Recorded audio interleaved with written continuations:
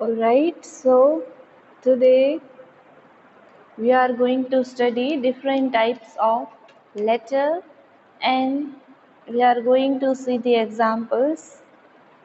In the previous lecture, we studied various parts of business letters, right?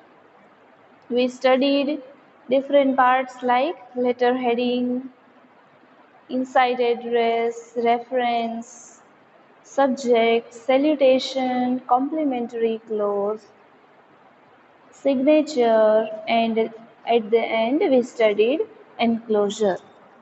Okay, so we know how to write a letter or what the things that includes in the letter. હવે આપણે ખ્યાલ છે કે letter લખવામાં આટલી બાબતો લખવાની હોય છે, બરોબર. હવે સ્ટ્રક્ચર આપણે ખ્યાલ આવી ગયો છે.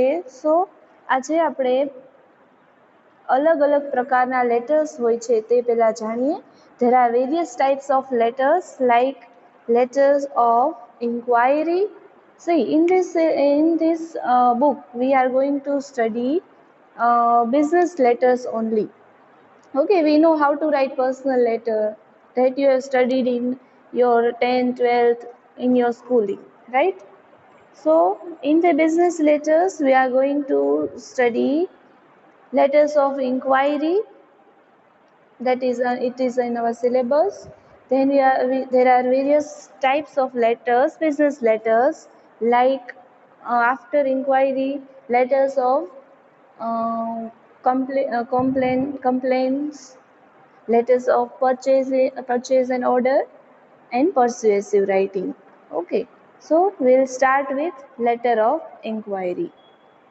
Okay, so we'll see the illustration and we'll try to understand how can we write a letter of inquiry.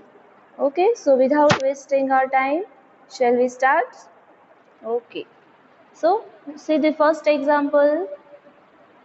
If you cannot view the text properly, please do change the setting of your quality of video. Okay, see, Surgeon Charitable Trust needs to buy some fans for its newly constructed office. See, here Surgeon Charitable Trust છે એને ફેન્સની જરૂર છે એને નવી office માટે. On behalf of the trust, write a letter to Vidyut Electricals, Rajkot, asking them to send the price of fans for your office. Here, on behalf of trust, one person is writing a letter to Vidyut Electricals, Rajkot. It's a shop, right? And here a person is asking them to send a price. Fans એટલે price list માગે છે, બરોબર છે, on your office. That means અહીંયા સર્જન charitable trust છે એને fan by કરવાનું છે કન્સ્ટ્રક્ટેડ ન્યૂલી ઓફિસ માટે અને એના બિહાફ ટ્રસ્ટના બિહાફ ઉપરથી એક લેટર લખાય છે વિદ્યુત ઇલેક્ટ્રિકલ્સને. શા માટે? તો કે પ્રાઇસ લિસ્ટ ફેન્સનું મગાવવા માટે. Okay, so first of all, while writing any of the letter, we need to make a what to say margin. બરોબર, એક માર્જિન તમારે ડ્રો કરવાની છે. Like you write as you write a letter, જેમ તમે letter લખો છો એક બોર્ડર ચારે સાઈડથી આપણે ડ્રો કરી લેશું. Okay, so now we are going to give the letter heading. Okay, letter heading હવે આપણે આપવાના છીએ. What is the heading of a letter? Surgeon Charitable Trust, 11 Sangeet Cinema Cross Road, Porbandar. Okay, we know the letter heading contains the address of the company. બરોબર છે, આપણે જેને letter લખવાના છીએ ટ્રસ્ટ તરફથી આ લેટર લખાય છે તો we know the trust has his own writing pad. બરોબર છે, રાઇટિંગ પેડ એની પાસે હોય છે જેમાં એ કંપનીનું એટલે જે ટ્રસ્ટ છે એનું નામ એડ્રેસ હોય છે. તો અહીંયા સર્જન ચેરિટેબલ ટ્રસ્ટ, 11 સંગીત સિનેમા રોડ, એડ્રેસ આવી ગયું. After that we'll write the contact details and here is the email address. So our first part of letter is still here. Okay, moving to the second part. Secondly, we write the reference. બીજો part આપણા લેટરનો શું છે? Reference છે. Reference તો શું છે કે જે ફાઇલ નંબર હોય, રેફરન્સ એનામાં ફાઇલ નંબર, કઈ ફાઇલમાં આપણે લેટર લખ્યા છે કે નહીં લખ્યા છે બધું આપણે ખ્યાલ આવે એના માટે we write the reference. Then on the right side we'll write the date. How to write the date? We have two styles. બરોબર છે. First we'll write the in the first style we write the date first, and in second style we write the month first. Clear? Okay, so here our third part is clear. Fourthly, we'll write to whom are we going to write the letter. હવે કોને letter લખવાના છો એ આપણે mention કરવાનું છે. Okay, તો here we write inside address. બરોબર છે. તો આ inside address છે. We are writing the letter. We are writing letter to Vidyut Electricals, Dr. Yagnik Road, Rajkot. Okay, so our fourth part is clear. After that, we are going to write the subject. Subject means the main concept. Why the purpose of writing can be shown through subject. Purpose શું કામને આપણે letter લખીએ છીએ? Inquiry માટે. તો inquiry for the purpose of electrical fan electrical fans માટે આપણે purchase કરવાના છે, એના માટે આપણે ઇન્ક્વાયરી કરીએ છીએ. Okay, moving towards the next part of our letter, it is salutation, right? હવે આપણે એડ્રેસ કરીએ છીએ એટલે કે સેલ્યુટેશન, ડિયર સર, ડિયર મેડમ, બરોબર છે. આ બધું સેલ્યુટેશનમાં આવે. તો વી ડોન્ટ નો ટુ હુમ, એના લીડર કોણ છે, રાઈટ? તો એને આપણે ડિયર સર ઓર મેડમ એ રીતે આપણે એડ્રેસ કરીશું. Now the main context of our letter, we intend to purchase electrical fans for our office. We shall be obliged if you could send us your latest price list. બરોબર છે. આપણે વિદ્યુત ઇલેક્ટ્રિકલ્સને આપણે inquiry કરીએ છીએ કે આપણે ઇલેક્ટ્રિકલ ફેન અમારે પરચેસ કરવાના છે, તો અમે બહુ ખુશ થશું કે જો તમે તમારું પ્રાઇસ લિસ્ટ છે. Price list means the latest price of all the products are mentioned in this list. Okay, so we wish to have price inclusive of transportation cost. That means we want such price list which shows the price which includes transportation cost. એટલે કે ટ્રાન્સપોર્ટેશનનો ખર્ચ છે, વાહન વ્યવહારનો ખર્ચ, ટ્રાન્સપોર્ટેશનનો expense છે, એમાં include થઈ જવું જોઈએ એવું પ્રાઇસ લિસ્ટ જોઈએ છે. Okay, if we find your price is reasonable, we shall place a large order of fans. શું કીધું છે કે જો અમને પ્રાઇસ તમારી અફોર્ડેબલ હશે, રિઝનેબલ હશે, વ્યાજબી લાગશે, તો અમે ઓર્ડર પ્લેસ કરીશું. ઓકે, તો આપણો અહીંયા પાર્ટ થયો. કોમ્પ્લિમેન્ટરી ક્લોઝ આવશે હવે, બરોબર છે. મેઇન કન્ટેન્ટ આવી ગયું. After that we'll write the complimentary clause એટલે yours faithfully, your truly. We know that in traditional way we have to write the here, but in modern way the complimentary clause is written on the left side, so we will also write in the left side. After that we are going to end the letter by signature. Okay, તો last part આપણા લેટરનું છે એ signature છે. Signature કઈ રીતે લખશો, એનું જે નામ છે, સિગ્નેચર પહેલાં લખવું. આફ્ટર ધેટ આ બધું પ્રિન્ટ કરેલું હશે, બિકોઝ આ સર્જન ચેરિટેબલ ટ્રસ્ટ છે એને પોતાનું પ્રિન્ટેડ ફોર્મેટ એની પાસે પ્રિન્ટેડ લેટર પેડ આપણે કહીએ એ હશે. તો આમાં અહીંયા કાંઈ આપણે લખવાનું નથી. We just have to sign over your. Okay, તો અહીંયા ફોર STC શું કામ લખેલું છે? બિકોઝ સર્જન ચેરિટેબલ ટ્રસ્ટ છે એના બિહાફમાં જે અમિત પટેલ છે એ લેટર સેન્ડ કરે છે. ધેટ્સ વાય એની સિગ્નેચર અહીંયા આવશે. Clear? because the person who is Amit Patel, who is writing the letter on behalf of this trust called Surgeon Charitable Trust, and his sign will appear here. Clear? So this way you can write a letter of inquiry. Clear? Chalo, if you have any doubt, you can contact me. You can ask in the group also. Okay. Chalo, moving towards the next, let's see the next example for your more practice. See, it is of Riva Furniture. કેનું છે? Riva Furniture નું છે.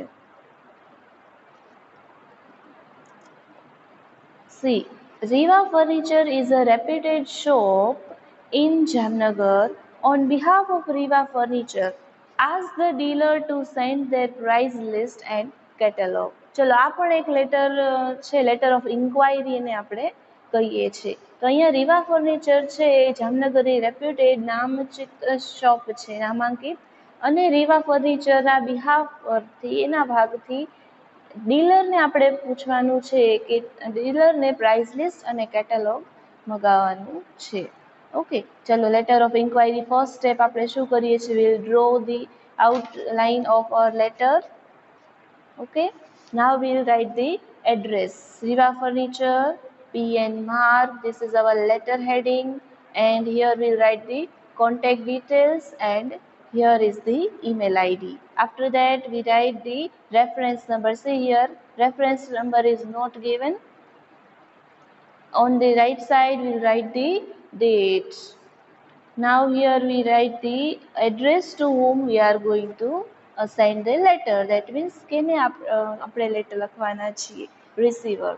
Okay, ચલો Dilex Furniture, Rings Road, opposite Ayush Pharma, Ahmedabad. Okay, let's see the subject. Subject શું આવશે? Inquiry કેના માટે આપણે કરીએ છીએ? To send the price list and catalogue. હવે પ્રાઇસ લિસ્ટ શું કામને આપણે મગાવીએ છીએ? જો ડીલર પાસેથી આપણે મગાવીએ છીએ. હવે મોટી મોટી શોપ હોય, બરોબર, એનો સ્ટોક એટલે એનો માલ આપણે કહીએ કેના પાસેથી? ડીલર પાસેથી મગાવતા હોય છે. કંપની ડિરેક્ટલી આપણે કોઈ પણ શોપ હોય એને ઓર્ડર આપતી નથી, બટ આફ્ટર કંપની જે પ્રોડક્શન સેન્ટર હોય એ ડીલર થ્રુ કોઈ પણ શોપને કોઈ પણ શોપ સુધી પહોંચાડે છે. તો અહીંયા રીવા ફર્નિચર છે એના ડીલરને પ્રાઇસ લિસ્ટ અને કેટેલોગ મગાવે છે, બરોબર. તો સબ્જેક્ટ આપણે શું અહીંયા લખીશું? Inquiry for the purchase of furniture. શું આવશે?